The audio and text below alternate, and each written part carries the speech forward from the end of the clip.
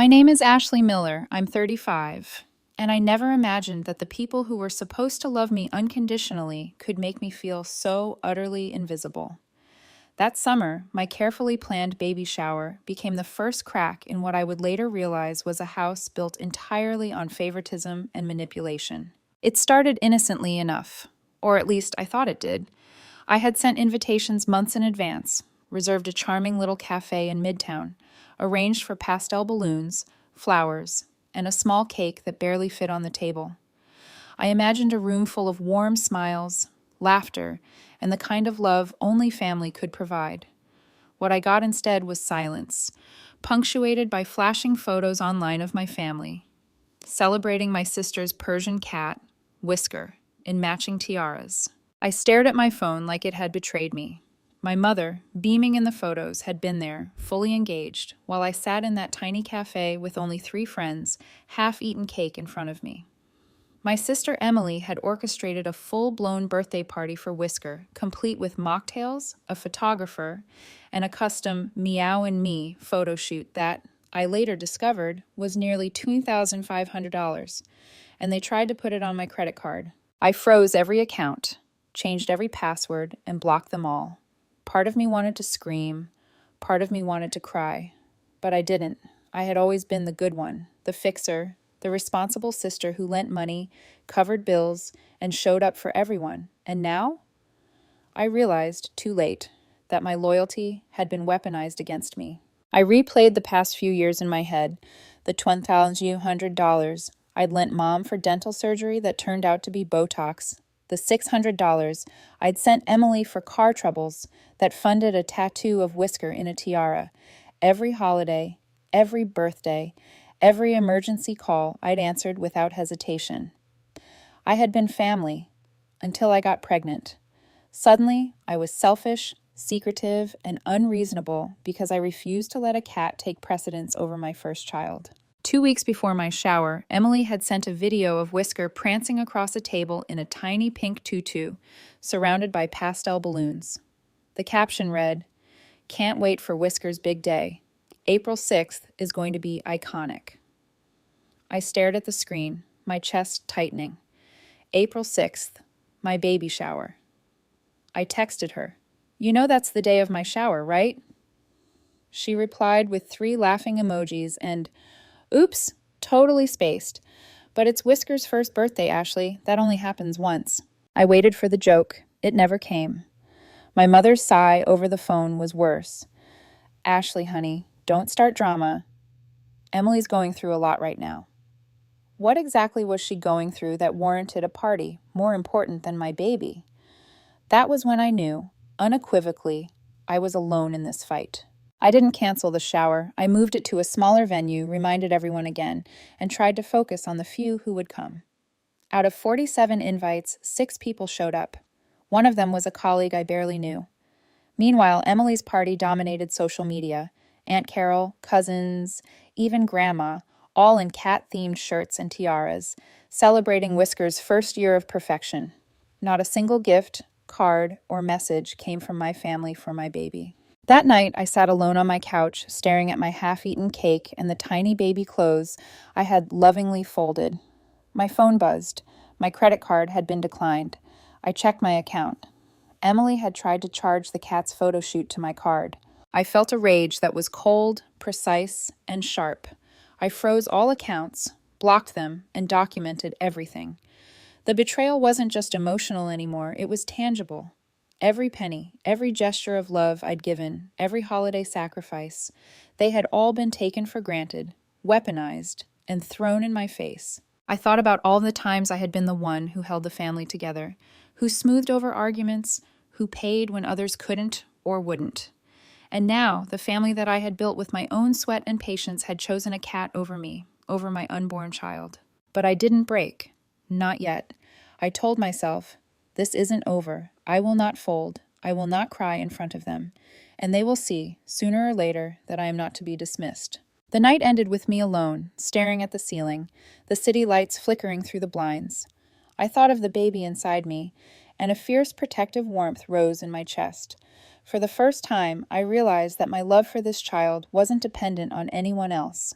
They could choose Whisker, they could choose each other, but I had already chosen what mattered most.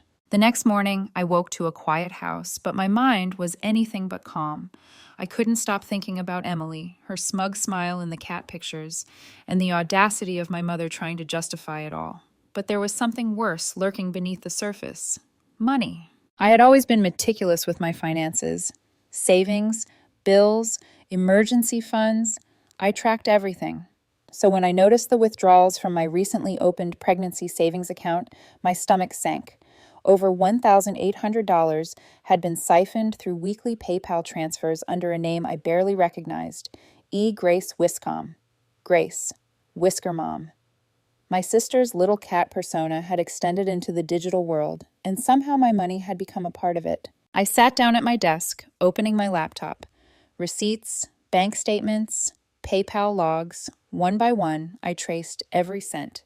Each transaction revealed Emily's manipulation: photo shoots, gifts, iPads, and countless small indulgences, all charged to me or justified with some fabricated emergency. The pattern was unmistakable, and the realization hit like a punch to the chest. This wasn't carelessness or forgetfulness. This was deliberate. Anger mixed with disbelief.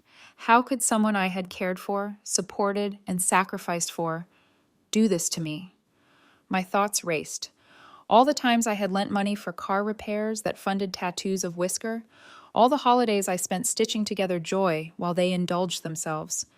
I had been the family's safety net, the fixer, the one who always gave, and they had quietly bled me dry. I knew I needed proof, not for revenge, not yet, but to protect myself and the child I was carrying. I began cataloging everything: screenshots of conversations where Emily laughed off my baby shower, emails to friends claiming I was unreasonable, audio clips subtly edited to make me seem aggressive, and evidence of PayPal withdrawals. Each piece built a narrative I could no longer ignore. The more I dug, the clearer it became. This had been going on for years. Patterns repeated like a sinister rhythm. I remembered the last time I had lent Mom money for her dental procedure, only to discover it was cosmetic Botox. Emily had used my laptop to check Pinterest, and I had screenshots of her activity there. Every small betrayal, once invisible, now painted a stark picture. I felt a cold determination settle over me. I wasn't going to let this slide. I didn't want to fight. I wanted justice, clarity, and the truth exposed in a way they couldn't ignore. My plan formed slowly, carefully. I would confront them, but not with shouting or tears. I would let the evidence speak. As I worked, I reflected on how subtle the manipulation had been. Emily had positioned herself as the victim, the fragile one who needed protection. My mother had coddled her, shielding her from consequences, while I was labeled as cruel, selfish, and unreasonable for defending myself and my child. The emotional abuse was as clear as the financial theft. I realized something crucial. This wasn't just about money or a missed baby shower. It was about control. My family had learned to manipulate, gaslight, and exploit me for years, and the moment I became pregnant, they saw me as vulnerable, expecting me to bend to their whims. But I wouldn't. Not this time. By the end of that night, I had organized everything: PDFs, screenshots, receipts, audio files. I had a hard drive filled with proof of their betrayals, meticulously categorized. Each file was a brick in the wall I was building around my truth, a wall they couldn't break down with lies or gaslighting. And yet, underneath the meticulous calm, a small fire of anticipation burned. I knew the confrontation would be intense. I imagined Emily's face when she realized I had collected everything, my mother's discomfort when I revealed the audacity of her complicity, and the shock of my father, who had always assumed I would silently forgive. I also realized something more profound. I was no longer just fighting for myself. I was fighting for my baby. Every decision, every step I took was about securing a safe, stable, and loving life for the child growing inside me. That clarity turned my fear into focus. For the first time, I felt the power of being truly prepared. I wasn't angry in the way they expected. I was calm. I was precise. I was ready. And when the time came, I would not flinch. I leaned back in my chair and let the quiet settle around me. The apartment was dimly lit, jazz playing softly from a speaker, the city hum outside the window. But inside, a storm had been meticulously cataloged and harnessed. Every receipt, every manipulated audio clip, every exploitative transaction, I had it all. They had underestimated me for the last time. The next step would be the confrontation, and when it happened, there would be no denying the truth. I told my parents I wanted a neutral place to talk things through, suggesting a small French bistro in Midtown. They had no idea what I meant by neutral. In my mind, it wasn't about comfort, it was about control. A place where the walls would echo every word, every truth I was about to unleash. When they arrived, I could feel the tension tighten like a drum. My mother wore a cream sweater and fake pearls, her smile forced, eyes darting. My father puffed up, trying to assert authority, but I could see the flicker of doubt. And Emily, she arrived in full drama mode, oversized sunglasses indoors, perfectly styled hair, the innocent victim face plastered across her features. No hugs, no congratulations, just the kind of silence that screams accusation. I waited. Let the awkwardness stretch. I wanted them uncomfortable, shifting, aware that something had changed. Finally, my mother spoke. Ashley, I just want to say things got out of hand. We never wanted this, but you've been cruel. I tilted my head, calm but precise. Cruel? You mean like using my credit card for a $2,500 cat photo shoot without asking? That kind of cruel? Emily sipped her wine, her face tight. I already apologized for that. No, I said flatly. You didn't. My mother tried to interject. We're here to move on, not rehash mistakes. I tapped my phone twice. A speaker beeped. Emily's voice, sharp and smug, filled the room. I had compiled audio, text, and video evidence. Her expression drained. You'll raise another broken human and expect applause, her voice said, edited to reveal her manipulation and mockery of my pregnancy. Emily's face went pale. I clicked again. Emails, PayPal statements, screenshots of her telling friends she was bankrupting Ashley while she laughed off my baby shower. Each revelation landed like bricks. My father's jaw tightened. My mother's hands trembled. Emily tried to speak. That's taken out of context. I held up a hand. No, you don't speak yet. I do. I reached into my bag and pulled out a hard drive, placing it on the table. Recognition hit her. That's mine, she whispered. Where did you... I ignored her. I turned to my mother and father. Remember when she claimed I hacked her laptop and threatened her? You nodded along. They nodded slowly, guilt and disbelief flickering across their faces. I clicked a small remote. The projector lit up, one by one, displaying everything. Manipulated audio, screenshots, emails, receipts, the full PayPal trail. Each file undeniable, each lie exposed. Emily lurched forward. You're violating my privacy. Really? I raised an eyebrow. You want to talk about privacy? I tapped the remote again. A new tab displayed Emily's threats to her ex-boyfriend, Trevor, claiming she would ruin his career if he left her. And then suddenly, he appeared, calm, holding a folder of evidence. Emily stepped back. The room tightened around her. Trevor handed the folder to my father. Every document confirmed her deception, her lies, her manipulation. Emily's face twisted from shock to panic to despair. You told everyone I hurt you, Trevor said evenly. You told my job I was unstable. You posted baby pictures tagging me, the villain. That's the truth. I stayed silent, letting the weight of it all settle. Emily's sobs were loud, desperate, but they were the sobs of someone who had been caught, not someone innocent. I turned to my parents. You once said I was cold for cutting you off. Look at the truth. Look at the pattern. This is why I did it. Emily's voice cracked. You're destroying us. No, I said softly, firmly. You did that. I turned on the lights fully, revealing every expression, every small gesture. I looked at Trevor. Thank you for coming. He nodded and left. I turned to my parents one last time. Say hi to the cat, Emily. You'll have plenty of time to bond. I walked out, and this time no one followed me. They had assumed I was done, that I would break, cry, beg, or reconcile. But they had underestimated me. That night, I sat alone, reviewing the footage, the documents, every manipulated message Emily had sent. This was just Act 1. I knew she would regroup, lie louder, spin a new narrative. But now I held the evidence. Now I held the truth. And for the first time in years, I realized that I didn't have to fear them. The weekend after the confrontation, I sat in my living room, the hard drive beside me, my baby growing quietly inside. I wasn't crying, wasn't yelling. I was calm. Neutral light spilled across the hardwood floors, jazz humming softly. For the first time in a long time, I felt grounded. I filmed a video. Not dramatic, no tears, no shaking voice, just me, sitting calmly, showing the ultrasound photo in a frame behind me. I explained everything: the missed baby shower, the cat's birthday party, the stolen money, the manipulated audio, the PayPal trail, and Trevor's folder. I didn't name anyone. I didn't need to. The facts alone were explosive. Within 48 hours, it had 320,000 views.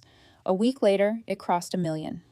Messages flooded in, strangers sharing their own stories of family betrayal, of feeling invisible while others were elevated. For the first time, I felt seen, not by my family, but by the world. I began to build a life that was entirely mine. I moved into a new apartment, 2-bedroom, sunny, real hardwood floors. I opened a baby registry, public for anyone who wanted to celebrate the new life I was bringing into the world. Gifts and messages arrived from thousands of strangers. People were rooting for me, a village I had chosen rather than inherited. And the savings Emily tried to steal, I turned it into a scholarship fund for single pregnant women starting over. $1,847.22, the exact amount she had taken. I called it the Whisker Fund. Subheading, because first babies matter. The first grant was awarded within a month, a quiet but powerful reclamation of what was stolen. Meanwhile, my mother tried to re-enter my life. She sent a voice note. No congratulations, no, how are you? Just, I hope you remember that blood is blood. You'll regret keeping us out. I didn't reply. I forwarded it to the reporter who had covered my story. Let her relive the consequences of her choices publicly. Emily posted a TikTok holding Whisker, crying dramatically. Comments roasted her, dissecting the hypocrisy and entitlement she had displayed for years. And when she sent me a message, whining about hurt feelings, I replied simply, "Good, he's the only one I might forgive." Then I blocked her again. I changed my phone number, printed new contact cards for the people who mattered. This time, I was untouchable, not in arrogance, but in necessity. My life, my family, my child, protected. When I gave birth to my son, Leo, it was quiet, clean, and beautiful. No drama, no interference. My best friend held my hand. The nurse cried before I did.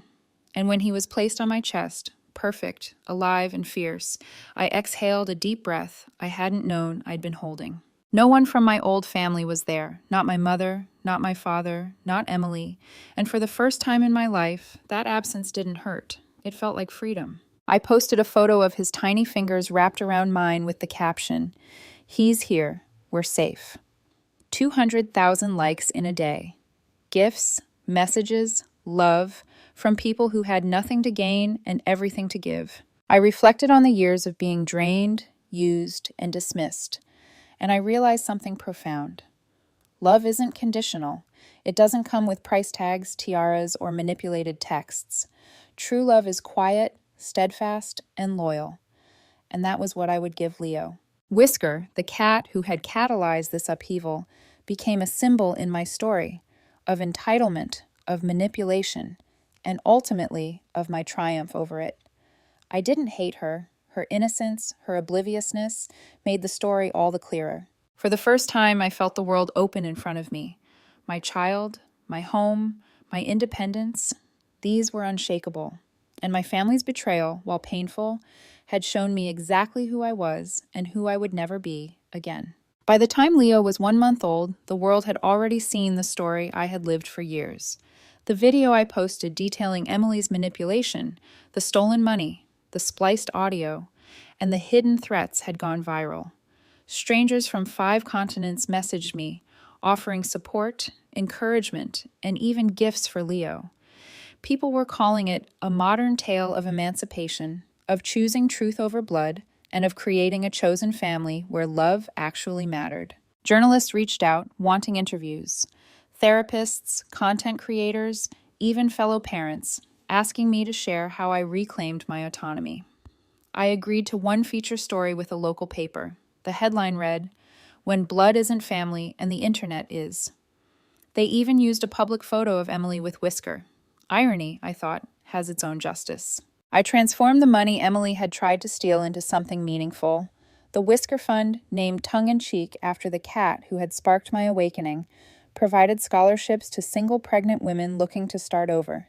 The first grant was exactly the amount she had taken, $1,847.22. I made it public, transparent, and accountable. Every dollar was a reminder that I would turn harm into hope. My mother resurfaced in the digital world, posting long Facebook paragraphs about how sad lies destroy love and about me being emotional and unfair. I didn't respond.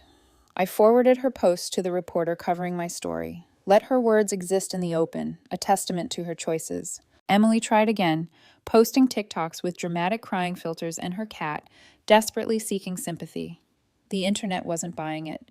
Comments exposed her hypocrisy, her entitlement, and the manipulation that had defined her actions for years. Meanwhile, Leo thrived. His first month, I hung a small frame in his nursery with one phrase: "You were wanted. You were chosen. You were born from fire, and you will never be fuel for it." No references to family or Pinterest-style love, just the raw truth. And I built a life around that truth. My apartment, sunny and clean, became a safe space. Friends and chosen family visited. Baby gifts, letters, and messages arrived daily, reminding me that the world could be compassionate when the people who should have been weren't. The final step was complete when I changed my phone number, ensuring only those I trusted could reach me. My past, Emily, my mother, the betrayal, was no longer an open line into my life. Boundaries weren't just necessary, they were life-saving. Through it all, I understood something I hadn't before. Blood doesn't define loyalty or love. Actions do. I had spent years giving endlessly, hoping my family would see me. They didn't. But in losing them, I found myself. I found my power. I found the ability to protect, nurture, and love unconditionally on my own terms. I even built a website to share the story, the fund, and the lessons learned. People stayed, read, learned, and supported. And for the first time, I wasn't just surviving. I was thriving. Leo slept through the night, safe in his crib. I watched him breathe, his little fingers curled around mine. No one from my old life could claim that moment. That love, that care, that life, it was mine. And I was finally free.